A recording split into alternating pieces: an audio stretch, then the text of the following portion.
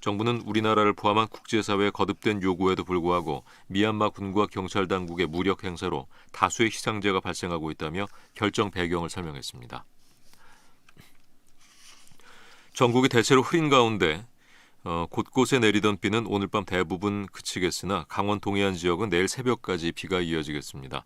오늘 밤 자정까지 예상 강수량은 영남 동해안 5에서 10mm, 전북 동부와 영남 지방, 울릉도와 독도 5mm 미만, 강원 영동은 내일 새벽까지 5에서 10mm입니다.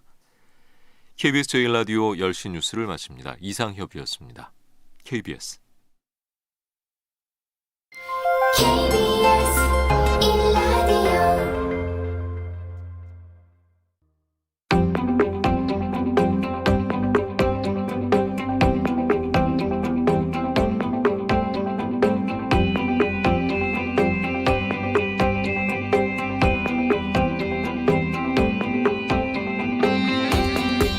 김성환의 시사야.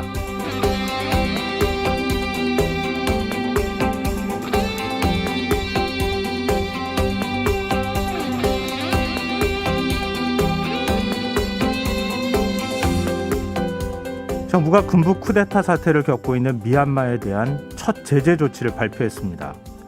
민주화 시위를 유혈 진압한 군과의 협력을 중단하고 군용 물자 수출을 금지하기로 한 건데요. 우리 정부는 향후 동향을 지켜보며 공적 개발 원조를 중단하는 등 추가 조치에 나서겠다는 계획도 밝혔습니다. 정부가 민주주의가 약화할 것을 우려해 제3국의 제재 조치를 취한 것은 극히 이례적인 일인데요. 아시아 국가들 가운데 첫 대응에 나섰다는 점도 의미 있는 대목으로 보입니다. 언론을 통해 알려진 것처럼 미얀마에서는 하루가 멀다 하고 시위대의 사망 소식이 전해지고 있습니다. 무자비한 탄압에도 불구하고 미얀마 시민들은 군의 폭력에 맞서고 있는데요. 군부 쿠데타 이후 최소 70명이 사망하고 2,000명 이상이 불법 구금된 것으로 현재 알려지고 있습니다. 우리가 미얀마 군부 쿠데타에 더욱 관심을 쓸 수밖에 없는 이유는 지금 미얀마의 모습이 41년 전 5.18 광주 민주화운동의 아픈 역사를 떠올리게 하기 때문일 텐데요.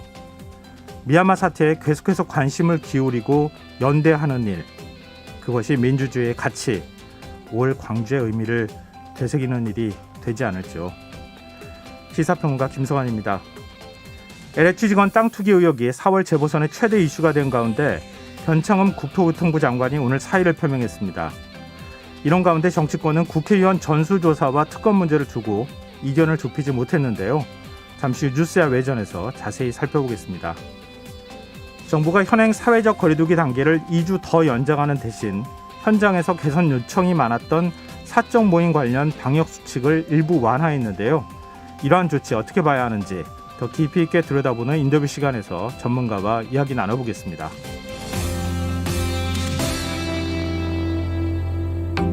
김성환의 시사야는 청취자 여러분의 관심과 참여를 기다립니다. 방송 내용과 관련해 의견이 있으신 분들은 문자 보내주십시오. 당첨된 분들께는 모바일 상품권 보내드릴 텐데요. 참여하실 번호는 샵 9730이고요. 짧은 문자는 50원, 긴 문자는 100원의 이용료가 부과됩니다. 콩 게시판을 통해서도 무료로 참여하실 수 있고요. KBS 라디오 유튜브 채널을 통해서도 실시간으로 시청 참여하실 수 있습니다. KBS 라디오 김성환의 시사야. 그럼 지금 시작하겠습니다.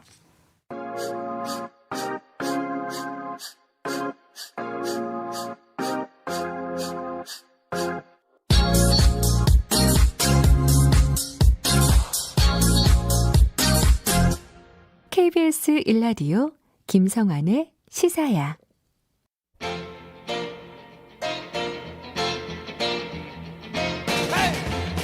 한 주 동안 있었던 뉴스 가운데 우리가 조금 더 깊이 들여다봐야 할 이슈를 짚어보는 시간입니다. 뉴스야 외전 함께 하실 패널 두 분 소개해드리겠습니다. 김민하 시사평론가 모셨습니다. 안녕하세요. 안녕하세요. 배종찬 인사이트 K 연구소장 자리하셨습니다. 안녕하세요. 안녕하십니까. 네, 이 4월 재보궐선거가 점점 다가오면서 정치권의 분위기가 조금씩 달아오르는 것 같아요. 그렇죠. 네. 오히려 지금 그 배종찬 소장은 여론조사 기관에 있기 때문에 더 우리보다 체감을 할 것 같아요. 그렇죠. 우리가 이른바 선거 대목이라고 해서 선거 그렇죠. 때가 되면 여론조사 여론조사 전문가에게 전화도 많이 걸려오고 네. 그렇다고 우리가 뭐 예측을 누가 될 거야 이렇게 쉽게 할 수 있는 것도 아닙니다. 데이터를 가지고서 이제 어디 쪽이 더 가능성이 높을지 정도를 타진하는 것인데 네. 말 그대로 선거판이 달아오르면서 제 얼굴까지 달아오르네요. 끝이 하여튼 이상해요. 지금 말씀에 제 얼굴도 달아올랐습니다. 참. 지금 뭐라 그럴까요? 여론조사 기관이 가지고 있는 통계나 자료들이 상당히 많잖아요. 네. 그러니까 전체 선거판을 읽는 데 있어서는 확실히 좀 유리한 측면이 있어요. 이 김민하 평론가도 그 여론조사 수치라든가 이런 거 자세히 받고 싶은 욕심이 또 생길 때가 있잖아요. 그렇습니다. 늘 그래서 뭐 항상 매일매일 고민합니다. 이 배 소장님께 한번 전화라도 그러니까요. 해볼까 이러면서. 그런데 또 우리가 상도위가 있는데 이제 그렇게 할 수는 없는 것이고 네. 저는 그래서 배 소장님 뭐 이렇게 숫자를 말씀하시면은 저는 맞장구나 치면서 그렇게 이제 평론가라고 이제 하고 다니면서 이제 그런 거 하는 거죠. 네. 김민하 평론가께서 상당히 오늘 얌전하시네요. 상도위가 있을 것 같아 보이지 않는다는. 아니, 한 말씀만 드리면 네. 대선 때 참 주목을 몸값이 올라가는 게 이 깜깜이 기간 있지 않습니까? 그렇죠. 이때 캠프에서 예. 연락이 많이 옵니다. 예, 맞아요. 어떤 상황이냐? 예. 이때 목에 힘이 들어가죠. 일단 한 두세 번은 안 받아요. 네다섯 번째 받으면 아유 바쁜데 왜 그러세요? 그랬더니 네. 제 전화는 받아주세요. 아유. 앞으로. 1순위죠. 알겠습니다. 자, 사실 우리가 좀 흰소리를 했는데요. 여론조사 결과 하나를 알려드리고 네. 얘기를 좀 시작해야 될 것 같아서요. KBS가 여론조사를 좀 했는데 선거에 영향을 미칠 최대 이슈가 뭔지. 근데 부동산 관련 답변이 절반을 넘는 것으로 현재 나타났어요. 네. 일단 여론조사 결과를 우리 배인찬 소장께서 정리를 좀 해주시죠. 서울시장 선거의 부동산 이슈 또 큰 영향을 미칠 것으로 조사 결과 나타났습니다. KBS가 한국리서치에 8일, 9일 실시한 조사인데 의뢰해서 실시한 조사인데요. 서울 시민 800명을 대상으로 했습니다. 자세한 사항은 중앙선거여론조사 심의위원회 홈페이지에서 확인 가능합니다. 가장 관심을 많이 가질 수 있는 내용이 바로 선거에 미칠 최대 이슈가 무엇인가. 바로 이 부분 또 LH 사태 때문인데 네. 선거 부동산 정책이 39.4%, 약 40%에 가깝습니다. LH 직원들의 신도시 투기 의혹이 14.3%로 나타나서 부동산 관련 이슈가 절반을 넘었습니다. 그리고 선거에서 서울 시민들은 이번 선거를 어떻게 인식하는지 물어봤는데요. 정권 심판을 위해 야당 후보의 힘을 실어줘야 한다가 48.9%, 국정 안정을 위해 여당 후보의 힘을 실어줘야 한다가 40.4%로 나타나서 이 정권 심판 쪽이 좀 우세하게 나타났는데 네. 중도층에서는 중도층이 중요했습니다. 정권 심판론이 또 더 높은 결과로 나타났습니다. 네. 마지막으로 하나만 더 소개를 해드리겠는데요. 현 정부 부동산 정책에 대한 평가를 서울 시민들에게 물어봤는데 잘못하고 있다는 답변이 79.1%, 거의 10명 중 8명입니다. 상당히 네. 평가가 좀 안 좋네요. 네, 따지고 보면 조금 가라앉을 것 같았던 서울 선거에서의 부동산 이슈가 LH 사태로 재점화된 모습입니다. 김민하 평론가는 이 여론조사 결과 어떻게 분석하세요? 일단 뭐 기존에 이제 생각했던 여러 가지 이제 그 구도나 이런 것들이 여전히 이제 좀 유지가 되고 있는 것 같고요. 그리고 말씀하셨듯이 이제 LH 문제가 부동산 정책에 대한 이 시민들의 평가는 이제 갈랐다 이렇게 좀 볼 수 있는 부분도 있지만 사실 그 이전에 이미 이제 부동산 문제가 최대 이슈였거든요. 실제로 이제 이 신학기도 되고 뭐 이렇게 되면서 아마 여러모로 이전에 이제 새해 들어서 이사라든가 이런 걸 계획하신 분들도 있고 뭐 여러 가지 경우들이 있었을 텐데 지금 실제로 집값이 올랐고 또 이 전월세도 올랐고 결과적으로는 그랬기 때문에 상당히 이제 뭐 이사를 한다거나 이런 계획이 제대로 이제 안 된 경우가 굉장히 많을 거거든요. 당연히 그렇게 되면 이게 지나고 나서 생각해 보니까 이게 이 정부의 대책이 잘못됐네 이렇게 생각할 수 있는 것이고 지금 LH 이 사태는 결국 그 정부의 정책이 잘못된 게 뭔가 이유가 있었네 이렇게 이유를 하나 더 갖다 붙여주는 것이기 때문에 그러니까 이제 또 부동산 정책에 대한 민심이 중도층의 민심을 또 흔드는 이런 상황이 이제 될 수밖에 없는 거죠. 네, 이 정권 심판을 위해 야당 후보에 힘을 실어줘야 한다는 응답이 지금 여당 후보에 힘을 실어줘야 한다. 이 응답보다 지금 8.5%포인트가 더 높았다. 이것도 이제 주목해볼 만한 부분인 것 같은데요. 네, 지금 정권 심판론이 좀 작동하고 있다고 봐야 될까요? 그렇게 봐야 되겠죠. 뭐 임기 후반기라서 이제 대통령 지지율이 한창 좋았을 때보다는 이제 낮아진 그런 것도 영향을 미쳤을 테고 선거는 이제 구도 이슈 또 후보로 봐야 될 텐데 네. 구도가 이제 바로 정권 심판이냐 정권 안정이냐. 그래서 임기 후반기 문재인 대통령 지지율 여전히 높은 편이지만 네. 그럼에도 불구하고 긍정과 부정으로 나눠보면 부정평가가 조금이라도 더 높은 편이거든요. 그래서 정권 심판 쪽에 힘이 실려 있다. 우리가 왜 국회의원 선거가 임박해서 이 국회의원 교체 의향을 물어보면 대체로 높게 나타나요. 네, 네. 바꾸고 싶은 그렇죠. 심리가 또 네. 많이 작동하는 관성도 작동을 했고요. 또 이슈라는 것은 부동산 이슈가 컸었지 않습니까? 네. 근데 이 부동산 이슈가 좀 가라앉을 뻔했는데 물론 이제 김민하 평론가 말씀대로 이전부터 부동산 이슈가 상당히 큰 영향을 미쳤는데 이게 재점화됐다. 불씨가 다시 당겨진 모습이고 그런데 이제 한편으로는 우리 청취자분들께서 이렇게 생각하실 것 같아요. 데이터 전문가가 저 정도 이야기하면 좀 판이 기울어진 거 아니냐. 그렇지는 네. 않아요. 아, 그렇지는 않아요. 왜냐하면 선거에 임박했을 때 이 후보자의 자질도 상당히 중요한 3대 요소 중에 하나가 이제 후보자인데 네. 근데 박영선 후보의 지지율이 지금 타격을 받아서 많이 흔들리냐. 그렇지도 않아요. 가까운 시일 내에 발표됐던 조사 결과를 보면 조금 영향을 받는 듯하지만 박영선 후보 자체가 이번 포함해서 3번이나 가까이 이제 출마를 하면서 3번 출마를 하면서 그만큼 준비된 후보라는 거. 네. 또 그리고 서울은 서초구청장을 제외하고는 모두 구청장이 더불어민주당 소속이거든요. 네. 이 조직의 힘. 네. 이게 견고하게 작동하고 있기 때문에 마지막에 이제 4월 7일 또 이제 그 이전에 사전투표까지 생각하면 4월 초에 유권자들이 투표할 때 과연 이 후보가 서울시장이 되는 것이 나을까? 왜냐하면 1년 정도 후에 또 판단을 해야 되거든요. 네. 이게 후보가 얼마만큼 서울 경영에 대한 리더십을 갖추고 있냐. 이것도 상당히 중요한 기준이 될 걸로 보입니다.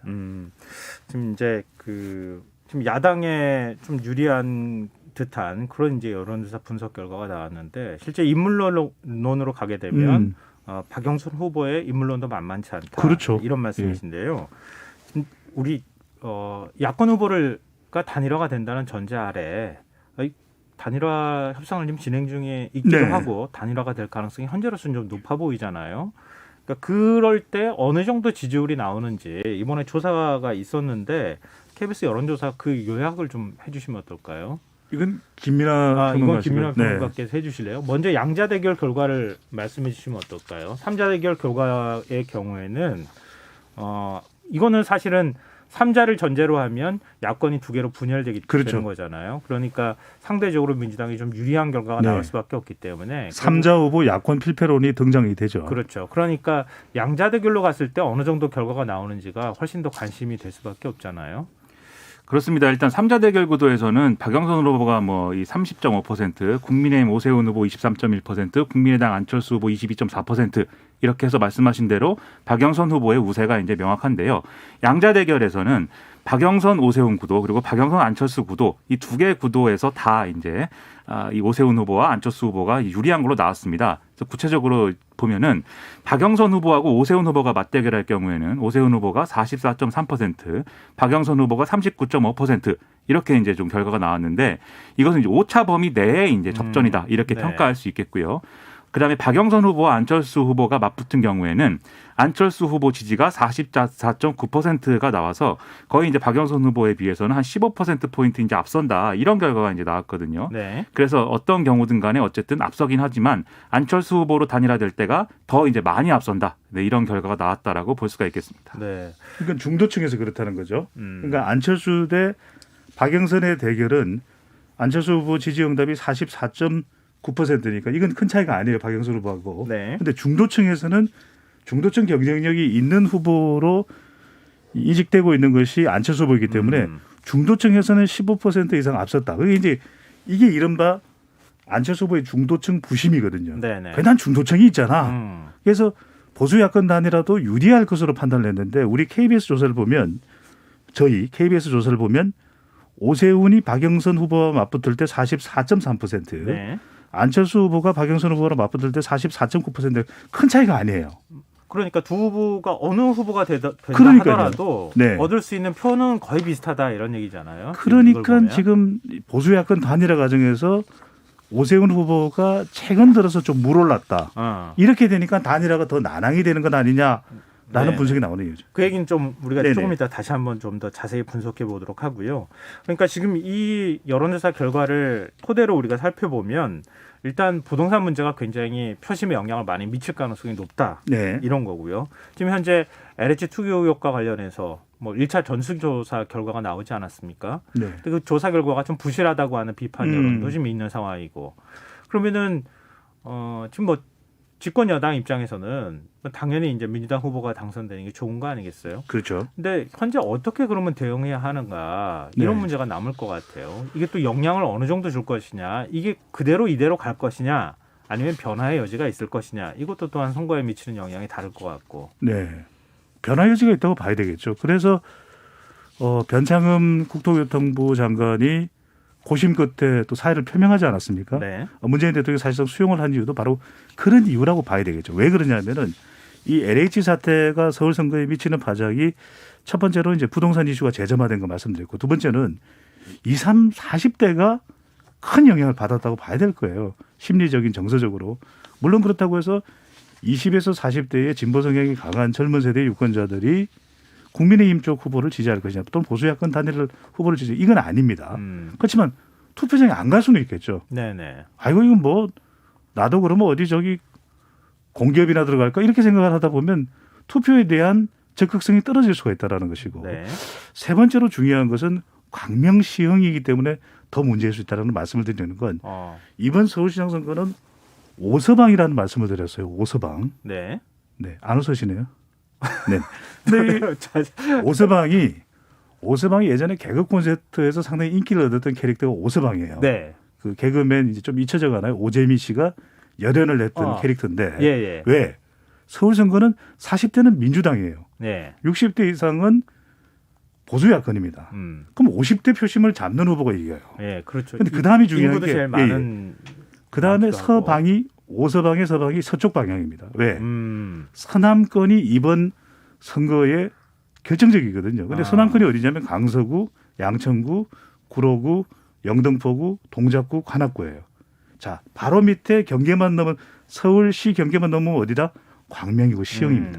그래서 이 광명, 시흥, 신도시를 홍보할 때 여의도까지 30분 이야기가 바로 거기서 나왔던 거예요. 서남권 그렇죠. 신도시라는 얘기가 나왔었죠. 이게 서남권에 영향을 줄 수 있기 때문에 이게 결정적이었다는 겁니다. 그런데 지금 이제 차단이 됐어요. 네. 그리고 정세균 국무총리가 해체 수준, LH를 해체하는 수준의 황골탈퇴를 하겠다. 그리고 문재인 대통령이 매일 챙기는 거예요. 이게 단일화가 끝나고 후보자 등록 선거 캠페인이 들어가면 더 후보자 쪽으로 집중될 가능성이 있습니다. 그러니까 네. 얼마만큼이나 이걸 좀 초고강도 조사에 대한 것을 정부가 계속 강조하고 있거든요. 그래서 지금은 아주 거세다. LH 파장이. 네. 하지만 공식 선거운동으로 들어가면서 4월 첫째 날, 둘째 날 무렵으로 하면 조금 약화될 거예요. 그렇다면 동시에 좀 이 영향을 받고 있는 박영선 후보가 얼마만큼 빨리 극복하고 다른 주제로 이 국면 전환이 되느냐, 이 부분이 중요하겠죠. 사실 야권에서는 그런 의심도 하고 있는 거잖아요. 그러니까 지금 문재인 대통령도 적극적으로 나서고 있고, 또 1차 전수조사라고 지금 서둘러서 조사를 하고 또 부실한 조사 결과를 또 발표하는 것, 이런 모습이 결국은 4월 서울시장 보궐선거와 관련이 있기 때문에 그런 거 아니냐, 이렇게 의심하는 목소리도 있거든요. 그러니까 이게 과연 이 선거에 대응하기 위한 방식으로 조치를 취하는 것, 이게 오히려 더 성남 민심에 기름을 끼얹는 결과로 또 이어질 수도 있을 것 같거든요. 뭐 만약에 이제 이런 사건이 났을 때 이런 것을 이용해서 뭐 선거에서 이득을 보려고 한다, 이제 이런 이제 분위기가 형성이 되면 이로울 것은 없죠. 근데 과연 그랬던 건가를 따져보면은 그런 건가 싶은 게, 사실 만약에 그런 거라고 한다면 이제 이른바 이제 셀프 조사라고 비판을 받은 이 정부의 이 조사가, 결과가 굉장히 뭔가 이렇게 이 사안을 덮을 정도로 뭔가 대단한 게 나와야 되지 않겠습니까? 그래서 사실 그렇지 않거든요. 굉장히 미비했다고는 평가이고, 네. 애초에 이제 폭로된 거 13명에다가 7명 더 찾아내서 사실상 뭐 안 하느니만 못한 조사 아니냐, 뭐 이런 비판을 지금 받고 있습니다. 그리고 이게 결과적으로 선거에 도움이 될까요? 그렇지 않을 거거든요. 그래서 정부와 정권이 좀 당황했을 것 같은데, 왜냐하면 네. LH 이게 이런 식으로 이제 좀 폭로가 되고 터지면서 당황해서 이것을 어떻게 하면 뭐 잘 수습할 것인가. 여기서 잘이라는 것은 뭐 제대로 수습하는 것도 있지만 어떻게 하면 정치적 파장을 좀 줄여볼 것인가라는 고민을 안 하진 않았겠지만, 그 같은 면밀하게 좀 이렇게 조율된 상태에서 선거에 영향을 미치려는 그런 방향으로 간 건 아닌 것처럼 보인다. 일단 이런 생각이고요. 네. 이게 앞으로 어떻게 다뤄지느냐에 따라서 좀 향배가 달릴 수가 있겠는 게, 첫 번째로 뭐 예를 들어서 이게 이후에 이제 수사 관련해서 무슨 이제 뉴스가 어떻게 나오느냐에 따라서 배 소장님 말씀하신 것처럼 이슈가 효력을 좀 잃을 수도 있고 아니면 더 이제 불길이 커질 수도 있고 뭐 그런 거겠죠. 예를 들어 뭐 정권 실세가 뭐 연루돼 있다든지 뭐 이래서 무슨 게이트 차원의 얘기가 된다. 그러면 이게 폭발력이 더 커질 것인데 네. 지금까지 나온 내용들을 보면 그런 것 같지는 않죠, 일단은. 그래서 앞으로 수사가 어떻게 되는지가 중요한 것 같고, 그리고 수사가 뭔가 이제 제대로 되지 않고 있다 뭐 이런 뉴스가 계속 나오면 이것도 이제 부정적인 영향을 끼치는 게 이제 불가피할 텐데, 근데 이런 점들은 이런 뭐 수사가 제대로 안 되고 있다 이런 것들은 이미 반영된 측면들이 있어서 이게 또 크게 좌우할 것 같지는 않아요. 근데 중도층에 한정해서 우리가 이 상황을 만약에 본다고 할 때는 지금 이 상황이 또 악성이 될 수가 있는 경우의 수가 지금까지 정권이 추진해온 개혁이라는 것과 정책이라는 게 있는 거 아니겠습니까? 부동산 정책이 있는 것이고 검경사건 조정이 있는 것인데 이런 걸 추진해 왔는데 이걸 실제로 어떤 문제가 생겼을 때 적용해 보니까 이게 문제를 해결하는 데는 별로 도움이 되는 것 같지 않아. 즉 이 정부가 개혁을 한다고 많이 얘기를 했는데 실제로 현실에서는 그게 작동을 안 하는 것 같아. 이런 이제 평가가 되면 중도층의 이제 스윙 보터들 측면에서는 이게 이제 좀 부정적인 영향을 줄 수가 있겠죠. 그래서 이렇게 여러 차원의 경우의 수를 놓고 판단을 해보면 결과적으로 종합해 볼 때 뭐 여당에 좋을 일은 없는 뭐 그런 사건인 것이고 이걸 수습하기는 사실은 뭐 좀 많이 이 어려운 상황이 많이 되지 않을까 이런 생각입니다. 변창흠 국토부 장관 사의 표명의 타이밍은 적절했다고 보세요? 일단 이것도 저는 이제 불가피했다고 보는데요. 네. 다만 대통령 입장에서는 이제 고민이 있었겠죠. 왜냐하면 대통령이 오늘도 밝혔듯이 정책의 일관성이라든가 이런 것들을 기해야 되기 때문에 선거에 가장 여론이 좋은 건 오늘 바로 이 사의를 밝혔으면 오늘 바로 이제 사퇴시키고 예를 들면 사과의 국면으로 가고 뭐 이런 것이 이제 좋은 그림이었겠지만 지금 그런 국면은 아니죠. 일단은 이 이사 부동산 대책의 어떤 연속성을 기하기 위해서 그것까지 마무리하고 사퇴를 하는 거라고 하니까 일단 사퇴한다고 말을 했지만 당장 내려가지 않았다는 부분에서 타이밍이 아주 좋다라고는 얘기할 수 없으나 하지만 이게 계속 장기화돼서 변창흠 장관이 사퇴를 하느냐 마느냐의 논쟁으로 계속 끌고 간 것보다는 일단은 그만두는 걸 확실히 했다는 점은 그건 좀 긍정적인 부분이 있는 거죠.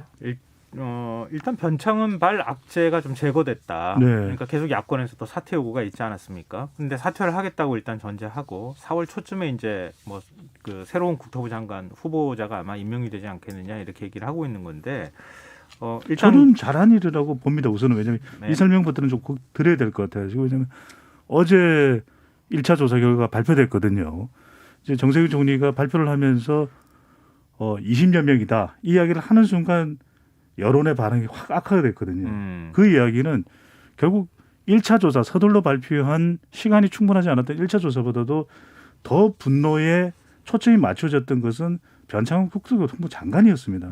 이 빅데이터 분석도 보면 소셜 매트릭스 인사이트 어제 기준으로 해서 일주일 전 이 소셜 매트릭스 인사이트 빅데이터에서 감성 반응을 보면 감성 반응이 이제 여론조사로 치면 긍정과 부정인데 이 변창흠 국토교통부 장관에 대한 변창흠 이름을 입력하면 긍정적인 인식이 14%밖에 안 돼요. 압도적으로 부정적인 인식이 높다라는 것이거든요. 그렇기 때문에 이른바 흘러나왔던 이야기가 변창흠 장관이 변곡점이다. 그러니까 첫 번째로는 문재인 대통령 지지율에 영향을 미칠 수가 있어요. 상당히 부담이 되는 부분이에요. 두 번째로는 박영선 장관은 얼마나 화딱지가 났을까요? 본인이 뭔가 좀 쫓아가려고 또는 앞서가려고 하는 찰나에 이 LH 이슈가 터졌으니까 그만큼 변 장관의 거취를 요구할 수밖에 없는데 처음에는 이제 특별 검사 제도를 요구를 했습니다. 그런데 이것만으로는 충분치 않았고 사실상 박영선 후보가 특별 검사 제도를 요구했다는 건 사실상 사퇴를 요구한 거나 다름없죠.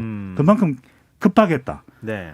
또 세 번째로는 뭐냐면 결과적으로는 문 대통령이 가장 그래도 지지율을 유지하는 배경에는 공정, 상식, 정의 이 사회적인 우리의 가치 수준을 높여놓고 유지하겠다라고 하는 그 일성에 우리 국민들과 지지층들이 견인돼 왔던 것이거든요. 이거 자체가 무너질 수 있기 때문에 저는 뭐 내일까지 갔더라면 조금 더 여론이 악화될 수 있었는데 바로 오늘 12일 금요일 오늘 이 사퇴를 한 것은 적절했다. 네. 이렇게 평가를 할 수 있습니다. 그리고 국회 차원의 움직임도 좀 봤으면 좋겠는데요. 지금 국회의원 전수조사하자 이렇게 김태년 민주당 원내대표가 제안을 하니까 국민의힘 주호영 원내대표는 민주당부터 전수조사하고 그다음에 우리가 생각해보겠다. 이렇게 지금 입장을 보이고 있단 말이에요. 이 국회의원 전수조사가 어느 정도 영향을 미칠 수 있을까요? 일단 전수조사를 실제로 해서 뭐 누가 이렇게 뭐 비리가 뭐 나온다거나 뭐 이러면 이게 영향이 있겠지만 사실 기대하기 어려운 거 아니겠습니까? 지금 이제 국민의힘의 대응이 그래서 여러모로 이제 아쉬운 점이 뭐냐면 결국은 전수조사가 뭐 해봐야 소용없다라고 얘기를 하든지 아니면 예를 들면 이제 국회의원들은 다 재산이 공개가 되고 그리고 만약에 투기를 했다면 차명으로 했을 것인데 이게 이런 방식의 전수조사로 확인할 수 있겠느냐 예를 들면 뭐 그렇기 때문에 그럼 이런 방식으로는 뭐 의혹을 해소할 수 없다 이런 논리로 전수조사 무용론으로 차라리 갔으면 그러면 또 다른 얘기가 될 수 있었을 텐데 뭐 민주당부터 해라. 예, 왜냐하면 이건 뻔히 보이는 수 아니겠습니까? 국회의원도 민주당이 훨씬 많고 그리고 지자체장하고 지방의회까지 포함하면 민주당 소속인 사람들이 대다수인 거잖아요. 네네. 그리고 그들이 주로 당연히 권력을 잡고 있으니까 투기에 연루가 됐다면 그들이 이제 연루가 됐을 것이고 그거 하면 훨씬 더 민주당이 더 많이 나온다 비리가 그렇기 때문에 민주당이 먼저 하면 그때 우리가 하겠다. 이것은 별로 그렇게 명분이 서는 그런 반대 논리가 아니죠. 그래서 하면 하는 거고 말면 마는 거다 이렇게 가야 되는데 이렇게 설명했다는 것에 대해서 저는 뭐 국민의힘이 상당히 좀 왜 이렇게 하고 있는지를 스스로 돌아봐야 될 것 같고 그리고 전수조사를 실제로 진행을 하더라도 많은 국민들이 지금 이제 의혹을 가지고 있을 겁니다. 정치인들과 어떤 뭐 유력한 사람들이 다 투기를 했을 것이고 그걸로 많이 이제 좀 가지고 있을 텐데 이득을 본 걸 가지고 있을 텐데 전수조사를 해도 그게 나오겠느냐를 의심을 가지고 있기 때문에 이것 자체가 뭐 전국에 미치는 영향이 크지는 않을 것이다 저는 이렇게 생각하게 됐습니다. 전국에 미치는 영향이 크지 않을 것이다. 네, 배종찬 소장은 좀 의견이 저도 마찬가지인데 보는 관점은 조금 다르게 보는데요. 왜냐하면은 전수조사라는 결국 중요한 게 그겁니다. 얼마만큼 효과가 있을지. 근데 이제 이게 이제 심리적 분풀이에 그쳐서는 안 될 일이잖아요. 아이고 그렇죠. 국회의원들 말이야. 그 사람들이 더 나쁜 사람 아니야? 이렇게 접근해서는 해결될 일은 아닐 겁니다. 우리 우리가 야단치고 그냥 끝나버리면 안 되는 거 무슨 아닙니까? 일만 생기면 대안을 만들어야지. 뭐 나라님 탓, 대통령 탓 하듯이 그게 문제 해결의 근본은 아닌 거죠. 그래서 전수조사 관련해서는 세 가지 측면에서 바라볼 수가 있습니다. 이게 기간만 따져놓고 보면 금방 되겠습니까 이게? 이게 아주 협조적이지도 않을 때 금방 되지도 않을 거다. 두 번째는 내용을 보면은 그래서 뭐 가족이 누가 있느냐 또 차명 거래가 있느냐 이걸 따지다 보면 이 정쟁에 휘말릴 수밖에 없는 것이거든요. 그러니까 성격적으로 보면 약간 면피하려고 하는 성격도 있는 것 같아요. 전수조사 그러니까 제안이라는 것 자체가 워낙 여론이 격앙돼 있기 때문에 네. 그래서 오히려 저는 어떤 제안을 드리고 싶으면 우리 시사회 하니까 또 뉴스에 하니까 이런 제안도 드립니다.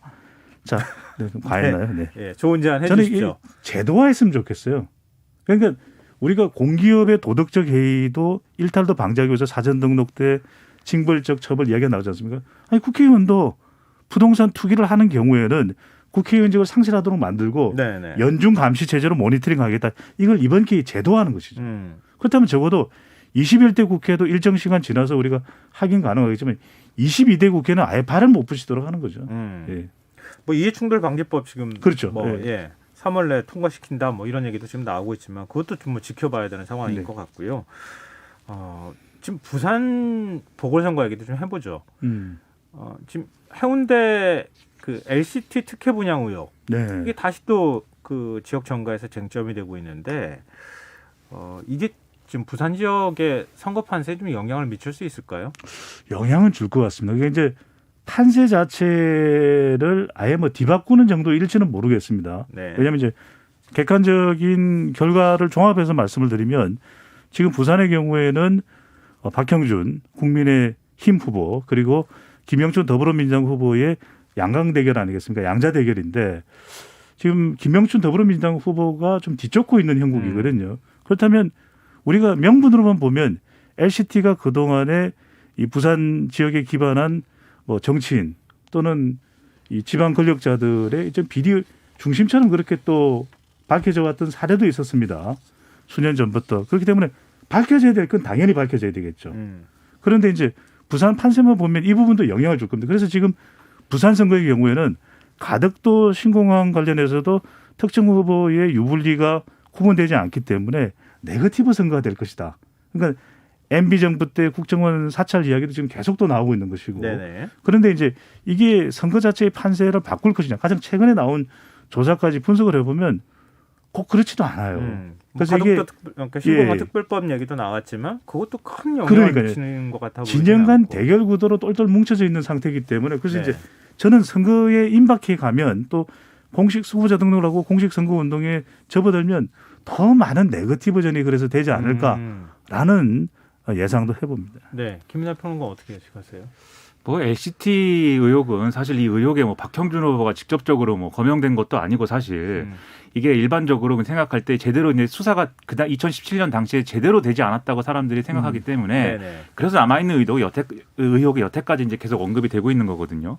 거기다가 이제 정치적 논란이 같이 붙어 있는 것이고 그렇기 때문에 이것 때문에 어떤 박형준 후보가 상당한 타격을 입는다든지 그럴 건 아니라고 생각을 합니다. 근데 두 가지 효과가 있을 수 있는데 첫 번째는 이게 결국은 뭐 박형준 후보에 대한 게 아니라 이제 검찰하고 그다음에 이 기득권들이 서로 봐주게 했다 뭐 이런 의혹으로 연결되는 것이기 때문에 상대적으로 열세에 놓여 있는 김영춘 후보 지지층은 결집할 수 있는 요인이 되겠죠, 이게. 첫 번째로 그런 거고 두 번째는 이게 결국은 흙탕물 선거로 가는 요인 중에 하나일 건데 LCT 얘기도 그렇고 그다음에 뒤에 얘기할 무슨 박형준 후보 문건 얘기도 그렇고 뭐 딸 얘기 뭐 이런 거 막 잔뜩 나와가지고 배 소장님 말씀하신 네거티브 전으로 가게 되면 이제 중도층이 사실은 좀 실증낼 수 있단 말이에요. 짜증나고 이거 뭐 정치가 다 더럽다. 선거 이거 지저분해갖고 투표장 가기 싫다. 뭐 이렇게 될 수가 있기 때문에 이것에 의한 영향이 좀 있을 수가 있고 이것은 아무래도 지금 뭐 중도에서 많이 지지를 받고 있는 후보에게는 손해가 될 수도 있는 그런 국면이 되겠죠. 그러면 지금 박형준 후보에게는 그 부분에서는 이제 어떤 확장력이라든가 이런 게 자의가 아니라 이제 타의에 의해서 제한되는 그런 영향도 있을 수가 있겠는데 뭐 그게 얼마나 클 것인가는 이 이슈가 이제 끝까지 어떻게 어떤 방향으로 흘러가냐에 달린 것이고 지금 나와 있는 수준에서는 사실 예측하기가 쉽지 않은 부분이다. 그렇게 영향이 클 거라고 그런 생각입니다. 근데 뭐 이게 선거에 어느 정도 영향을 미칠지에 대해서는 지금 뭐 섣불리 예단하기는 그렇죠. 어려울 것 같고요. 두 분 뭐 말씀하시는 거 들어보니까 좀 네거티브 전이 좀 더 극성을 부릴 가능성이 있겠다. 지금도 그렇죠. 이제 일부 나타나고는 있지만 예, 그런 걸 좀 예측해 볼 수 좀 있겠네요. 아쉬운 이 부분을 한 번만 꼭 강조해서 말씀드리면 서울도 주로 뭐 단일화 이제는 또 부동산 이슈가 터져 나오고 있고 네. 부산의 경우에도 가덕도 신공항 이미 다 알고 있는 이슈인데 여기에다 네거티브가 정작 민생 공약이 잘 안 보인다고들 이야기를 해요. 네. 그런 만큼 저는 좀 더 민생 토론으로 갔으면 하는 바람이 있습니다. 이게 참 보궐선거이기도 하고 뭐 임기가 1년밖에 안 남은 네. 시장인데 뭐 공약만 보면은 거의 대선 후보급의 공약이 나와 있고 이게 참 그러다 보니까 더 관심이 좀 줄어드는 측면. 네. 거기에 지금 말씀하신 것처럼 서로 간에 막 그 네거티브전이 이제 시작이 되면 그러면 선거 판세를 좀 예측하기 어려운 방향으로 막 흘러가지 않을까 하는 그런 걱정도 되네요.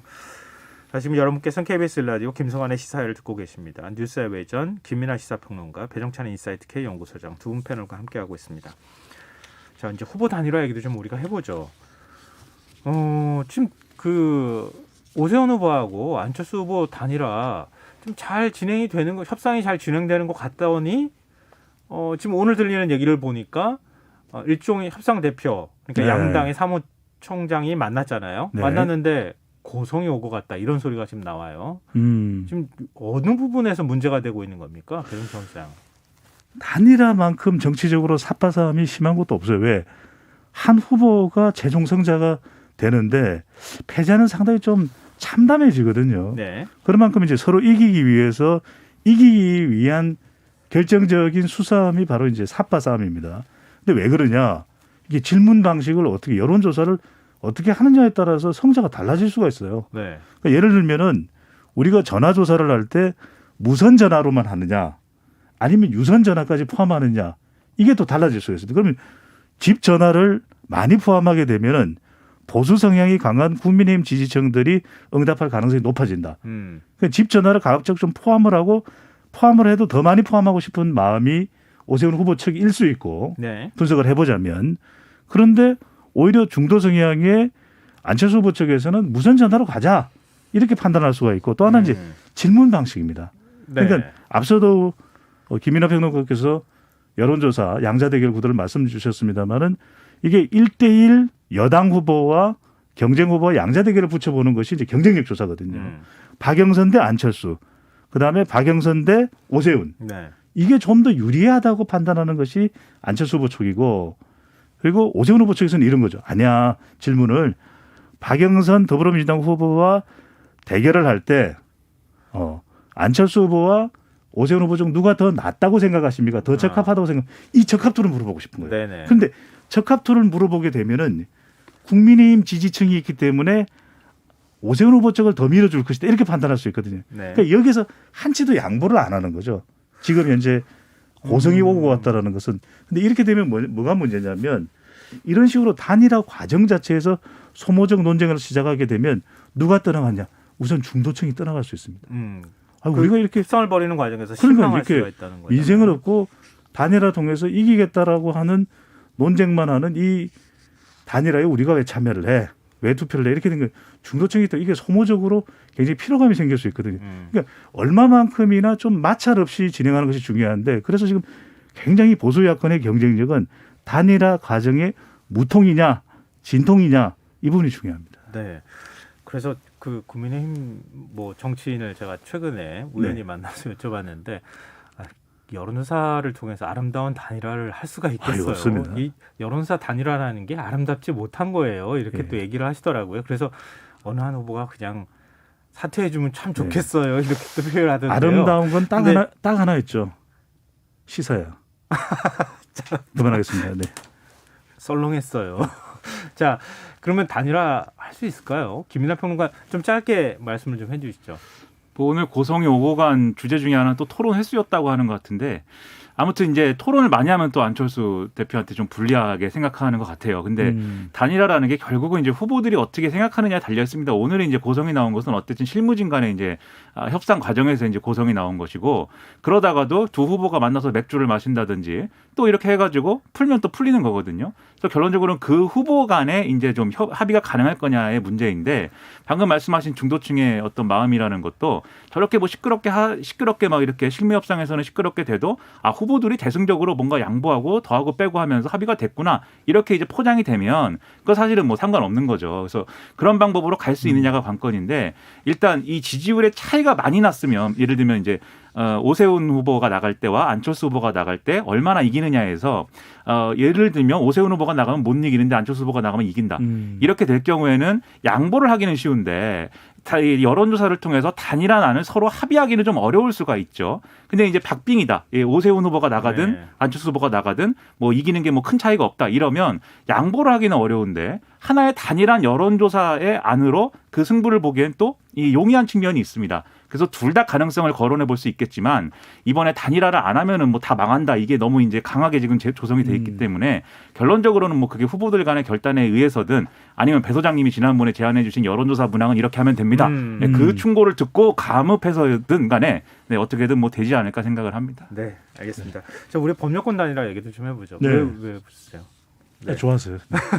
네, 민주당 박영선 후보와 열린민주당 김진애 후보가 오늘 첫 네. 토론회 가졌어요. 혹시 보셨습니까? 이 어느 정도 선거판에 영향을 미칠까요? 그 선거판에 미치는 영향은 제한적이겠죠. 저도 뭐 다 보지는 못했는데 김진애 후보가 또 의원직 사퇴까지 하고 났을 정도로 만만치 않은 토론회가 되고 있는데 과연 얼마만큼이나 유권자의 시선을 집중시킬까? 네. 그러긴 다른 이슈가 너무 많은 거죠. 그리고 이제 일단 단일화의 외부의 영향력은 외부의 관심도는 또 보수 야권 쪽이 더 많다고 봐야 되는데 그럼에도 불구하고 박영선 후보가 홀로 선거 캠페인을 진행해 나가는 것보다는 훨씬 밀도 있어졌습니다. 그러니까 서울시정 운영에 관해서도 또 꼼꼼히 따져 묻다 보니까 약간 이 박영선 후보가 땀을 삘삘 흘릴 정도가 아닌가라고 할 정도로 그렇게 쉽지 않은 토론회가 전개되는데 이게 이제 17일 날 단일화 후보가 결정이 되거든요. 네. 그런 만큼 박영선 후보의 경쟁력 또 한편으로는 함께 토론하는 열린민주당의 김진애 후보의 몸값도 사실 올라가고 있어요. 저 정도 서울에 대해서 잘 알고 있고 경쟁력이 있는 분이가. 그러니까 서울에 대해서는 정말 정말 잘 알고 있다 이런 평가를 받을 정도라서 나름 더불어민주당과 범여권이 함께 이렇게 연대되는 그런 경쟁력을 또 확대하는 데는 뭐 효과가 있는 또 네. 단일화로 보입니다. 예, 김민하 평론가님. 지금 박영선 후보의 이제 대표적인 공약이 21분 컴팩트 도시 뭐 이건데 네. 사실 뭐 박영선 후보가 가지고 있는 비전은 얼마나 현실성이 있을지는 모르겠으나 그냥 이렇게 일반 유권자들이 볼 때는 상당히 좀 무리가 있어 보이는 비전이라는 느낌이 있거든요. 근데 그런 걸 통해서 어쨌든 정책적으로는 김진애 후보하고 그거에 대해서 이제 합리적인 어떤 토론을 함으로써 그러한 우려가 어쨌든 저런 반대도 같은 진영 내에 있구나. 그러면 아마 저걸 추진하는 과정에서 합리성이 기해지겠지. 아마 이런 기대를 가질 수 있는 그런 기회로 만들어진다면 이제 좋을 것 같고요. 네. 정책적인 부분에서는 그런데 정치적인 측면에서는 이번에 김진애 후보가 던진 질문들이 거의 정체성에 관한 거였습니다. 근데 이게 오히려 박영순 후보 입장에서는 박영순 후보가 이 더불어민주당의 틀에 박힌 어떤 주류의 정체성은 아니구나라는 거를 오히려 더 부각시켜주는 효과도 지금 있는 그렇죠. 거거든요. 그렇기 때문에 결과적으로 놓고 봐서 이 토론을 한 것은 서로에게 뭐 득이 되는 토론이었다고 저는 생각을 합니다. 결과적으로는. 네. 네. 이 선거라는 게 우리 뭐 정당의 일체감이라고도 표현하지만 민주당 지지자가 반대편에 있는 보수야당의 후보를 찍기는 어렵고 보수야당에 있는 그 보수층 지지자가 민주당 후보를 찍기는 어렵잖아요. 그렇죠. 결국 스윙보터라고 할 수 있는 그 중간층에 있는 표심이 어디로 가느냐 이게 굉장히 중요하기 때문에 네. 이 방선 후보가 최근에 약간 중도층의 표심에 구애하는 그런 모양이 나오는 것도 아마 그런 측면에서 그러지 않을까 그런 생각이 중도층 드네요. 마음을 잡는 방법을 가르쳐 드릴까요? 네. 중앙도서관을 많이 가십니다. 자꾸 네, 그러면 중도 포기하는 수가 생깁니다. 안 됩니다. 네. 깊이 사죄드립니다. 네. 마무리를 너무 파격적이세요. 어떻게 받아들일지 대한민국 공영방송이 수용할 수 없는 정도의 파격을. 그만하세요. 우리 KBS 최고예요. 마무리하겠습니다. 뉴스야 외전 지금까지 김민나 시사평론가 배종찬 인사이트 K 연구소장 두 분과 함께했습니다. 오늘 말씀 고맙습니다. 고맙습니다. 감사합니다.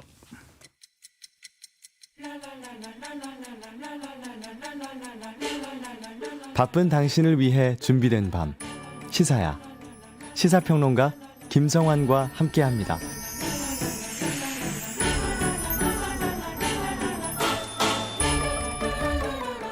정부가 현행 사회적 거리두기 단계를 2주 더 연장하고 5인 이상 사적 모임 금지도 유지한다고 밝혔습니다. 다만 사회적 거리두기 장기화에 따른 불편을 해소하기 위해 일부 조치는 완화했는데요.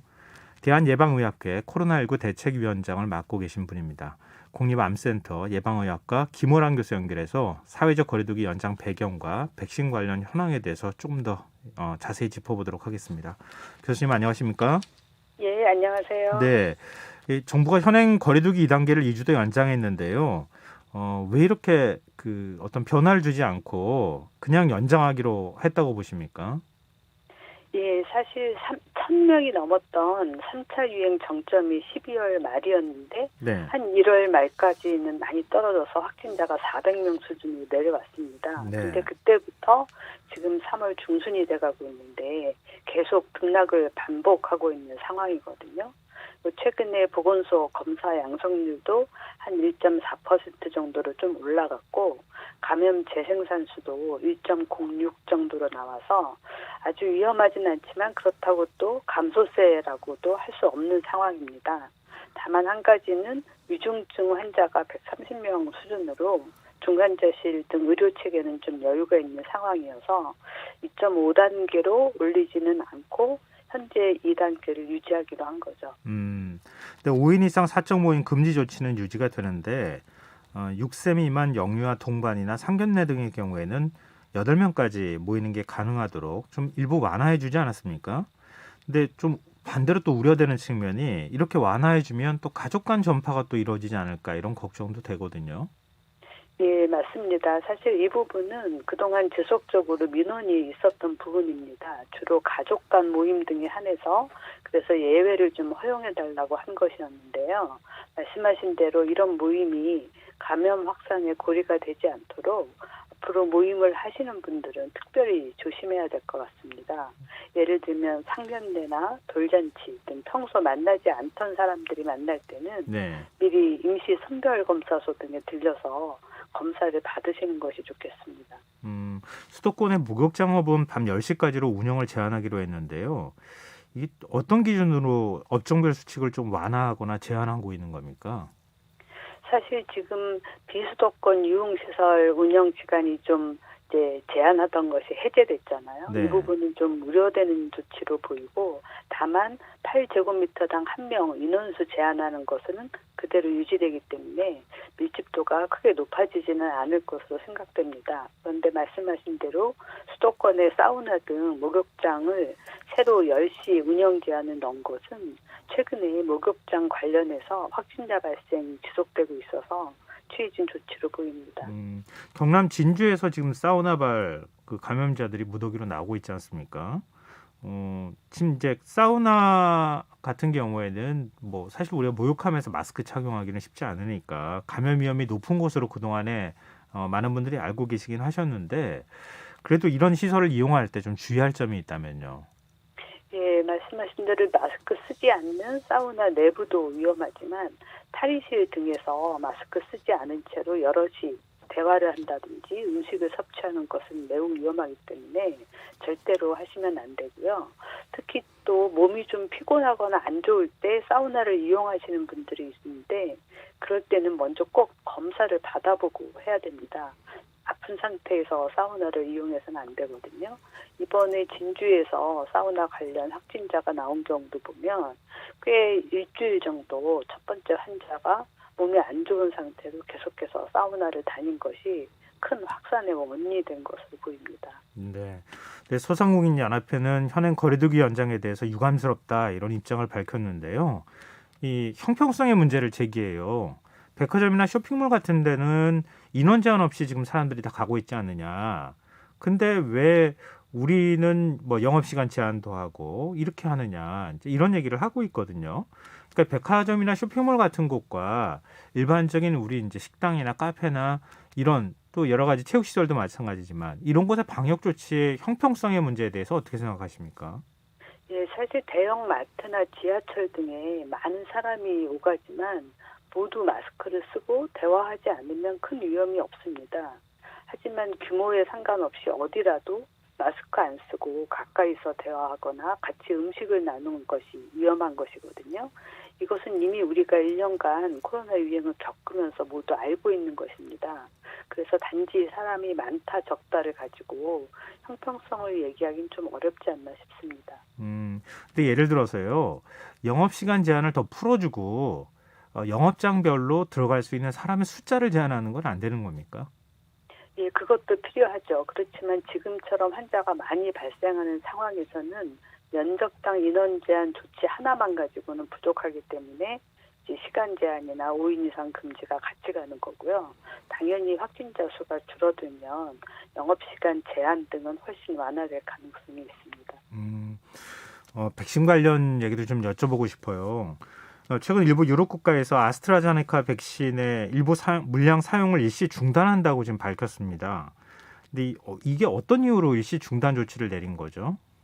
예, 오스트리아에서 비슷한 시기 동일한 지역에서 동일한 일련 번호, 우리가 배치 번호 또는 라트 번호라고 하는데 네. 그 백신, 아스트라제네카 백신을 접종한 기저질환이 없는 젊은 여성 간호사 2명이서 유사한 이상 반응으로 혈전, 색전증이 나타났고 이 중에 한 명 49세 여성이 사망하는 사례가 발생한 바가 있습니다. 네. 그래서 오스트리아에서 심층 조사를 하면서 그 해당 일련 번호 백신에 대해서 예방접종을 중단한 거고요. 그래서 주변의 일부 국가도 해당 일련 번호 백신을 사용하는 경우에 당분간 접종을 중단한 겁니다.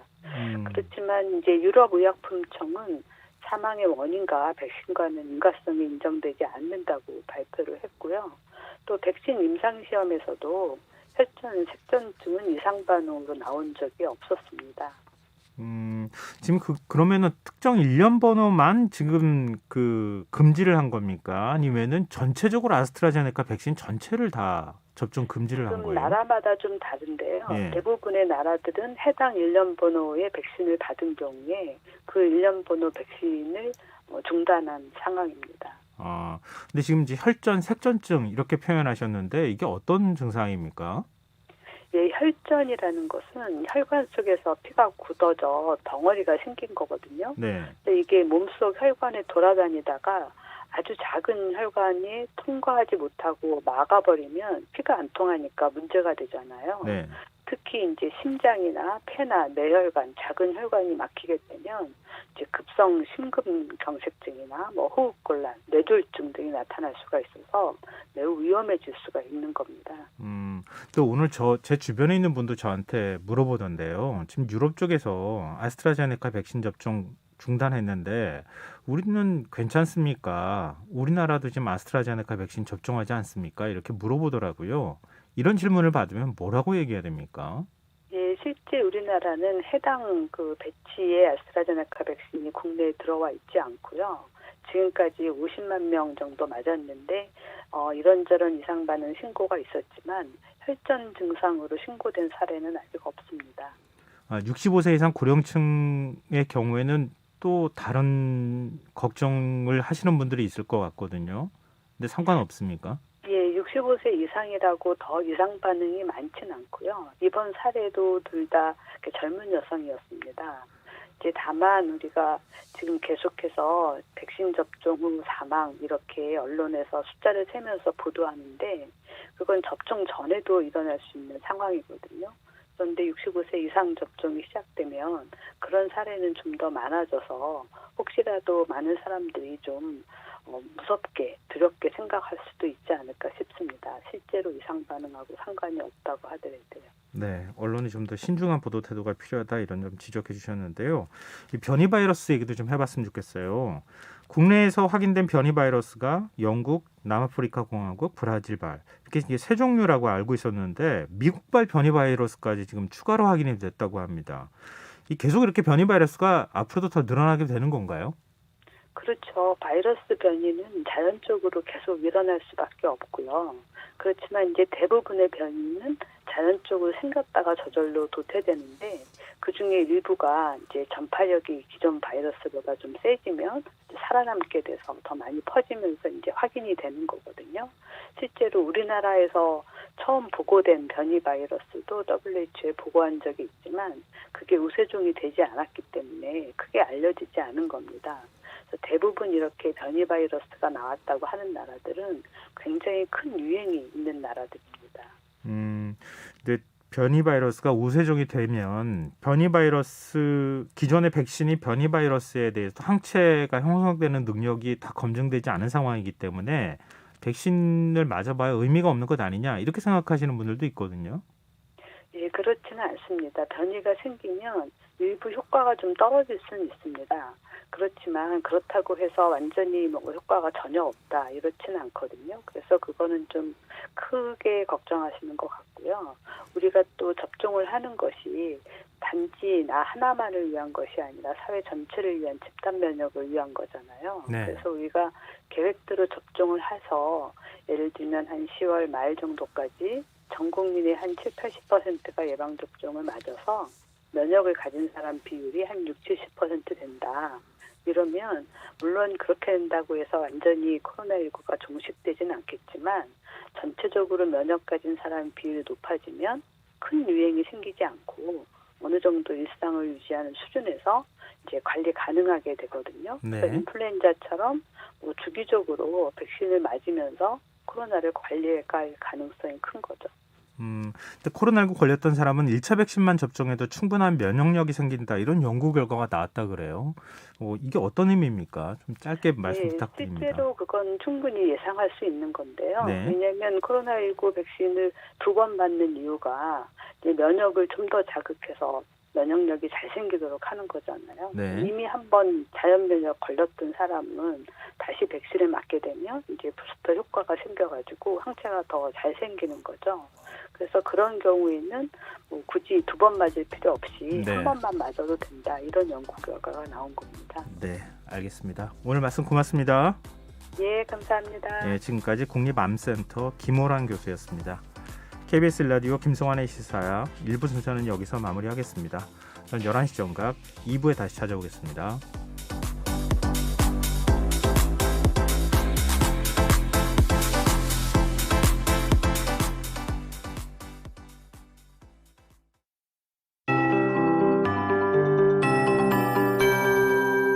KBS